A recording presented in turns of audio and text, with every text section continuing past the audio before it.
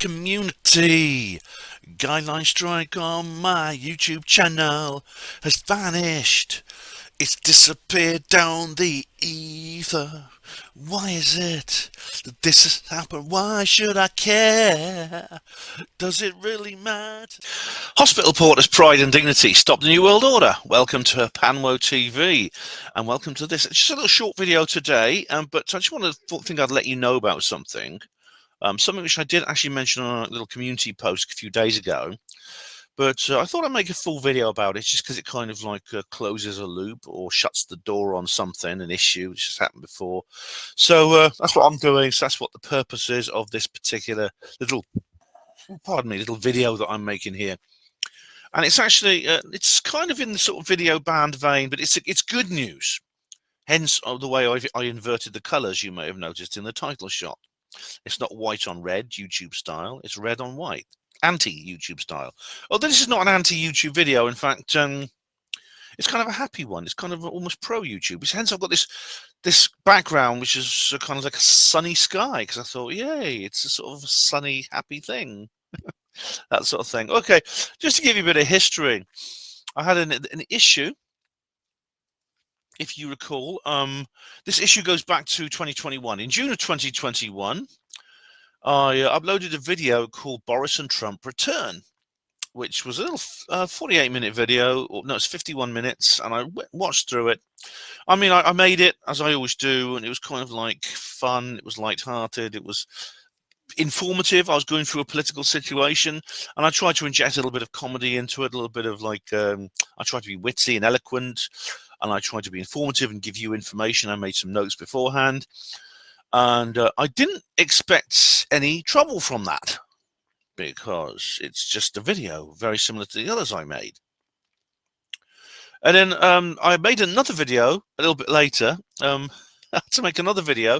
This was uploaded, the Boris and Trump, on the 10th of June. 3 days later, I had to make another video, or I uploaded another video called Boris and Trump Return Banned. And if you watch the video, you'll see I made it in a rather angst-filled state from a hotel room in South Wales when I was away on some other, I can't even remember what it was I was actually going to, but I was probably something to do with Sufon. I was away on another adventure doing something somewhere. And I had to break that off to do this short little angst-filled video in this hotel room, which I uploaded when I got home. It wasn't a live stream. I uploaded it when I got home. I didn't upload it at the time, but the reason I did it because literally it was actually in the early hours before I was due to go away. I got a notification from YouTube. It's the usual thing, and it was copied to my Gmail account saying, I don't have to read out the whole template thing. I can't even remember it, but basically we're banning this video because it breaks our community guidelines on bullying and harassment. Bullying and harassment. And therefore, we're deleting the video, and also we're applying a community guideline strike to your channel. This community guideline strike is permanent, so it will never go away. And this is the first of 3 opportunities you have. I mean, this is first of 3 chances you get. If you break the bullying and harassment or other community guidelines rules again, you get a second one. And if you do it again a third time, you get a third community guideline strike, and your channel will be terminated. That's what basically this said. 3 strikes and you're out, and I had 1 strike. And I knew this strike was permanent because it was on my studio area as a red flag. I won't show you my studio area, but if you go to your studio, just your studio dashboard, your Creator Studio dashboard, it's always at the top. It says you have a community guideline strike. You have a community guideline strike, and you're very naughty because of harassment and bullying. Right. I appealed it because I reviewed the video. I looked through it, and I watched it again last night, actually, just in preparation for this particular video, just to see, have I missed something somewhere? Because I've watched through it, and there's nothing anywhere in that video which in any way looks like a community guideline strike. I mean, I made these points in the actual Boris and Trump ban video. I made this point actually in that video. There's nothing in there which I think comes close to harassment and bullying. Unfortunately, I know all about harassment and bullying. Oh, too much. And there's nothing in it that even comes close. So I appealed it, and I explained that you've made a mistake here. They turned down the appeal very quickly. As a result, I lost the video. Well, I say lost the video. As always, it's still on BitChute, Odyssey, and Rumble, so it's on all my alt tech sites. I also put it on Brighteon as well, just to be on the safe side. I tend to put my banned videos on Brighteon. So it's still available to watch, but my channel now is gone from YouTube for reasons I don't know why. I've got no idea why. As I said in the video, there's nothing in the content that and they wouldn't tell me. They wouldn't tell me what. It's not like with copyright strikes, where they tell you exactly where in the video you have like a timestamp of where the problem is. They didn't do that. It just says your video contains harassment and bullying. It breaches our community guidelines, and we're not going to tell you what you said or when you said it in the video. It's a 51-minute video. We're not going to tell you exactly what you said that gives you that. We're just telling you you did it at some point, and we are now removing the video, and we're putting a community guideline strike on your channel. So you mustn't realize these strikes are different from copyright strikes. Copyright strikes are always in yellow. You have like a little box which is in the various issues you have with the platform, and in this little box it says it tells you which strikes you have. Now the community guideline strikes are red flags. They are there forever. They never go away, apparently. And the copyright strikes are yellow flags. Now, if you have a copyright infringement case taken out, or you have a copyright infringement strike, which I have had, haven't I? In fact, I've had about half a dozen of those. I've lost a good number of videos because of copyright strikes. Most of them, as I said, I've appealed. Most of them I've appealed because I don't believe they're legitimate. But only a couple actually I've won of those appeals. And the most recent one I didn't bother appealing. The most recent one, of course, was it wasn't done by YouTube. Didn't put the strike on by their system. Their system didn't put it on. It was done by an individual, Skeptic of the North. Skeptic of the North. He contacted me and says, "I want you to remove that video because," and then he basically, I mean, I've done an entire video about this. You can go and watch it. It's called Video Ban 13. Go and watch it if you like. But Skeptic of the North basically said, you have, I'm retrospectively changing my mind about giving you permission to use my content. And so he asked me, would you be so kind as to remove that video before I go down the copyright route? And of course I said, for reasons I explained, I refused. And as a result, he did put a copyright flag on it, and I got a copyright strike. Now these appear on your Creator Studio dashboard as a yellow flag. They're a yellow flag, and they last for 90 days. And indeed, it's now expired. This was more than 90 days ago. So it is actually expired. This is so that I don't have to worry about that anymore. Until, obviously, I will get another one at some point, but that's it anyway. But then something strange happened the other day. I just happened to look at my Creator as I went to my Creator Studio, and I just thought to myself, hang on a minute, where's the... Look, there's no strike box. The strike box is gone. And I looked up and down. I scrolled up and down in case they moved it, maybe in a redesign or something. And there is there's nothing. It's gone. Which means I actually put up a community notice, if you remember. I actually did put up a community notice because I was so surprised.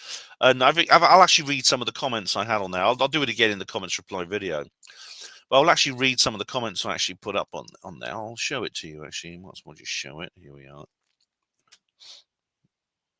Where are we? Here we go. Oh, for some reason. I am back. Okay, yes. Here we go. Sorry about that. I'm here now, yeah. And I just said here, my community guideline strike has vanished. It's gone. And someone says here, Fetler John says, he's a very naughty boy. Oh, no, he's not. And Red Ibex says, nice. And McFC Governor says, 3 months doing nothing. Now wipes that away. So you've been a good boy, lol, or it's been found to be fake. YouTube are the best at not explaining what's going on. Indeed they don't. Indeed they are the best at explaining what's going on. I mean, they've removed it. I'm not complaining. I'm glad they've removed it, but I didn't receive any email notification saying, "Oh, we're removing your community guideline strike." They tell you when they give them to you. It's the same with the copyright strikes. If they remove the copyright strike, I mean, they just say it lasts for 90 days and then it just goes away. If you go to your Creator Studio, it actually just says your copyright strike will expire in so many days. But when that day comes, you don't get an email notification saying, "Don't worry, it's over now. That this period in the wilderness is gone." Because if you get 3 of the yellow flags copyright strikes, again, your channel is terminated. They expire after 90 days. Your community guideline strike supposedly never expires. But my community guideline strike has been removed. And they didn't tell me. I'm not, don't get me wrong. Please don't misunderstand me. I'm not saying, "What are you done with my community guideline strike? I want it back. How dare you just take it away and not tell me?" Of course, I'm glad to get rid of this damn red flag. Because my channel is now back to its original status, clean. I have a clean license once again. The points are gone. That means I can apply to be a YouTube Uber driver and things like that. You know what I mean? You know what I mean? I'm pleased. I'm pleased actually that my channel is now clean again, and I'm not complaining they didn't tell me that they'd done that. I'm just so curious about why. I mean, maybe literally what McFC governor said is true. They have decided to grant my appeal after how many years? After 5 years, they've decided, "Oh no, actually, there's nothing wrong with this video, and we're removing the community guideline strike." I mean, if they did tell me, I'd know. Of course, if they did tell me, I suppose they'd have to put a kind of apology in there. And I know Silicon Valley giants don't like doing that. But I mean, I know some of you are going to ask me now, Ben, well, why don't you upload? Why don't you re-upload it now? You've lost that community guideline strike. Well, no, I'm not going to, because it could be a mistake. They removed it. Well, there's several reasons why not. Firstly, it could be they'll then tell me, "Oh, we removed it in error, and you've re-uploaded the video, so now we're going to put it back. This is the video we actually deleted, and you've re-uploaded it." And we decided, well, seen if you re-uploaded it, maybe we'll take this opportunity to give you back your copyright guideline strike. We made a mistake when we removed it, or something like that. I mean, if they make a mistake when they remove it and I don't re-upload the video, they can't really put it back, can they? They can't just put it back and say, "Oh, sorry, we made a mistake about this video that's now deleted. And you've seen us, and now we're going to give you your copyright guideline strike back." They wouldn't do that, I don't think. Would they? God, I hope not. But another reason is, and I mean, I think it was Stone Hobbit who made this point. She made this point actually on Alt Tech. She said, "Well, it's also we mustn't forgive and forget them, despite the fact they've changed their policy now. We mustn't. I don't think we should forgive and forget. There's been no apology or restitution, despite the fact they've changed their policies."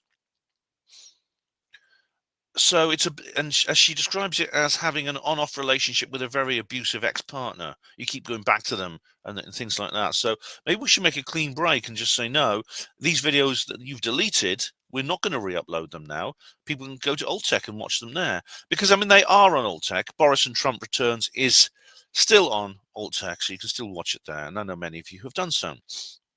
I suppose one question I could ask, which could be related and it could be an explanation, is there some kind of connection here to the Great Unbanning? If you remember, I actually made a video called The Great Unbanning. This video here I made last year in October, The Great Unbanning, because that's what it was. We had a huge number of people reinstated, accounts that had lost. People like Dave Cullen was allowed back on, and there was also Jordan Sather came back, and lots of other people who'd been banned ages and ages ago for various forms of disinformation were suddenly allowed back. Now, I lost a couple of videos because of disinformation. They didn't actually get rid of me. I wasn't quite that naughty, but I did lose a couple of videos. And as I said, I'm not going to re-upload them. But could it be that some of the community guideline strikes have also been declared illegitimate and been removed because of the Great Unbanning? I don't know. I'm not sure. I think until Elon buys YouTube, that's a question that's kind of up in the air. And apparently he doesn't want to buy YouTube right now, so that's which is a pity. But there you go.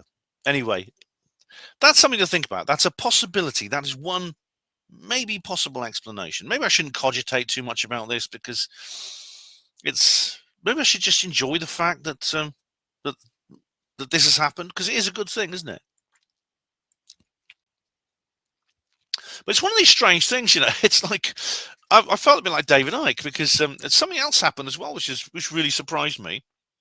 As you know, I did the live stream a few days ago for the Virginia 30th anniversary event, and I discovered something else as well about StreamYard, what I'm using right now. Now, as you know, I have the basic package on StreamYard, which is why I have the little logo still there. If you know, there's all kinds of things you can do if you pay a subscription to StreamYard, such as have your own logo. You can have all kinds of other bits and pieces, other privileges that free users don't get. Now, I know a lot of people who do actually pay that subscription. I think it's £15 a month or something like that. Not a lot, considering what you get for it. But apparently they've been actually removing some of those benefits while increasing their price. And you see this with a lot of internet service providers. Sorry, not internet service providers. People who provide apps like this online. They're becoming less user friendly, and they're wanting more money for doing less for you. And that's a lot of the most popular and sort of like nice and useful apps are now being deleted, and they're being disbanded and discontinued and replaced by ones that are not as good. So I decided not to pay the subscription to StreamYard. I might, if I come across a similar app which does a good job, and I might end up I might pay something for some extra little frills, some go faster stripes, and brass knobs and things like that. But I don't see the need to do that with StreamYard, not least because one of the things you can't do with StreamYard is record live streams. It doesn't let you record it didn't let you record live streams. And it did state very specifically, if you want to record this live stream, you can with the basic paid package. And so I just didn't bother. I just sort of like crossed my fingers and waited for it to process on YouTube before downloading it and then putting it up on Alt-Tech.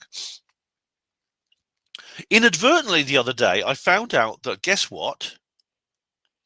StreamYard now records live streams. Not for long. It doesn't keep them for long. Now, if you do a recorded video, it keeps it for a year, and then it deletes it. Live streams don't last as long, but I know they last a certain amount of time. I mean, maybe I don't know how long it was exactly, because I managed to download. And what's more, you don't have to wait for them. You don't have to wait for the processing time from YouTube. StreamYard let me download both parts of my live stream. It's a 2-part live stream, both parts from the app, from the library, immediately. Even though part 2, of course, took its usual 24 hours to process.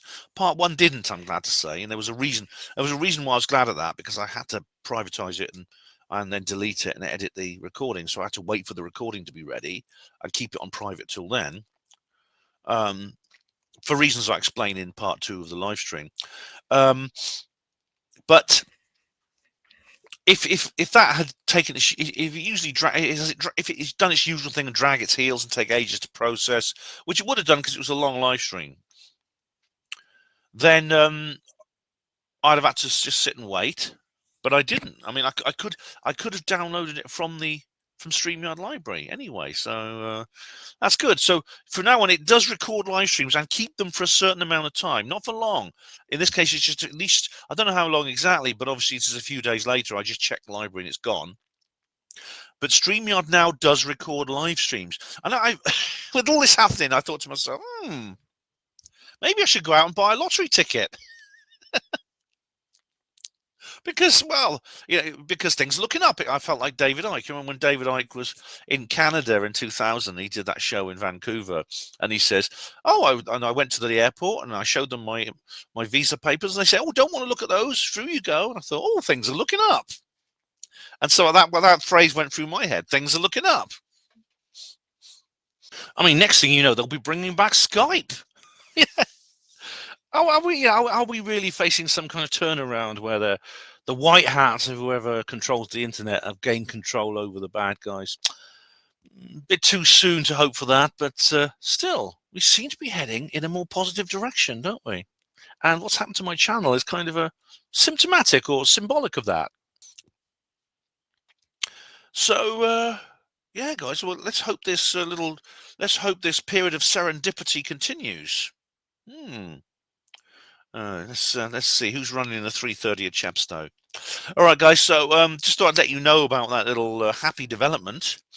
And well, there's lots more coming. I'm actually going to be away speaking in a couple of weeks, and there's a couple more videos I've got planned. We've got that watch party. We've got the read party, not a watch party. We've got the read party for Voices in the Wilderness, which I'm going to get on with. So if you haven't got the book, get a hold of the book and read it. In the meantime, thank you for watching Hapanwo TV. Hospital Porters, pride and dignity. Stop the New World Order. YouTube are not bankers, and I me merchant bankers. You know what I'm talking about. Oh, yes.